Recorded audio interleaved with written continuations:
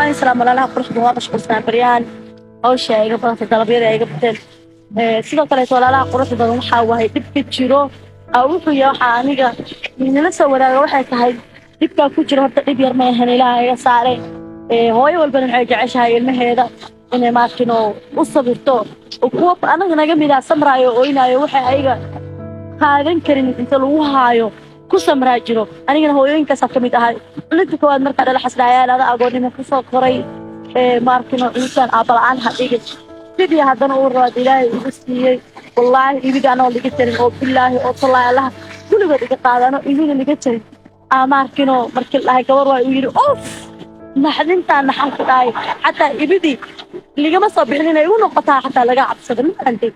sidii eed uur labaada yeeshto wuu naga guuray wuxuu dhaha uurka aawadid ilaahayow intaa dhala iga qaadko hooyaday macaan maarkino naaska isoo siistay igu dili hataa hal xabeen sheega uu kala markaa yeesho codadka xataa waaya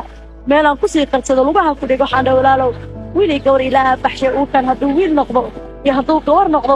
kala waxa ku hadlays way wuxuu yiri hadaa gabar dhashay ay ka furanta hadaa wiil dhashayna waa ku qabaa sidii ilaahay wiilkeega maxamed igu siiyeen wuxuu ilaahay qadaray inuu maarkino wiilka markaa dhalay oo asiga wax la'aan ku dhacdo oo guriga soo fariisto oo aniga maarkino aan dhaqdhaqaaqo haddana uur saddexaad ilaahay isii gabadha saddexaad kala tagi doona 17 waa ku furan ku idhahay uurkeeda laha isma ogeyn xataa ina uur leeyahay wuu naga guuray subaxii waxaan daa uura leeyahay inta noogu taswiirnaaya hadaa gabar dhishid waa ku qabaa hadaa wiil dhishid waa iga furan tahay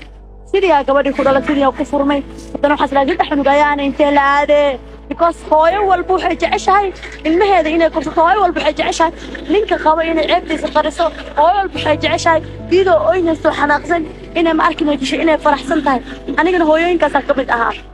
sidii iyadoo ahayd haddana ilmihii waana iyo markino famil isdhexgalow kadib iyo anigana waa shaqaysto suuqaas dhar wareegsan jiray oo dad dibadda alaab ka soo dalba suuqa waxa kula harjiisanta qafki yaqaano sinta suuq kulahay alaaba keensan jiray China iga imaan jirtay alaabta sii gadi jiray dad Soomaaliya joogna way iga sii gadan jiray sidii ilaahay businesskii uu kala furay sidii ay YouTuber ku noqday sidii ay YouTube bishlow ku noqday $3 iga soo dhaceysay markaas saa gabadheeda aflax u dhalay soo noqonay markuu xoogaaga yar igu arkay guriga soo galay bas sidii aniga isku biiri jiray horta biirka halkaas ka imaado kaas gaaja aan suuq igeysa gaaja aan YouTube keenay inaan shaqaysto gaaja igeysa waayo hooyo kolkolinayo bil siinaa ahaan lahaa